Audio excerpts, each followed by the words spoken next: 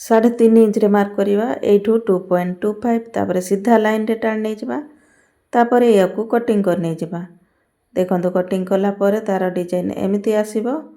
तापर एठी हमें मोहरी साइड रे गोटे सीधा सिलाई पके नै जिबा देखंतु एठी सीधा सिलाई पकेला परे एठी हमर ऊपर साइड रे मध्य सीधा सिलाई पके नै जिबा सिलाई करिकी एठी हाथ को हमें पलटी कर नै जिबा पलटी कला परे एठी हमें गोटे ता ऊपर गोटे सीधा सिलाई पके नै जिबा देखंतु एबे हमें पूरा हाथ को अस्त्र सहित जॉइंट कर दबा तापर नै आसीबा डिजाइन पई हमें कपड़ा तार चौड़ा अछि 5 इंच आ तार लंब अछि डबल फोल्ड रे 10.5 इंच एठी हमें बंद साइड रो 2 इंच रे मार्क करिबा तापर एठी डिजाइन पई हमें एठी लगे नै जिबा प्रिल देखंतु एठी हाफ इंच रो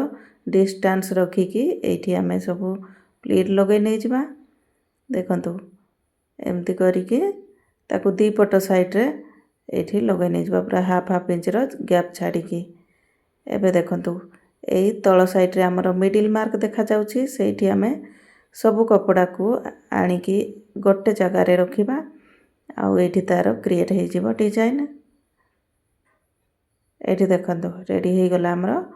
डिजाइन एबे हमें हाथ को नै आसीबा तापरे या ऊपर रखी की ताकू सेट करिबा देखंतु एठी एमती सीधा सिलाई पके नै जिबा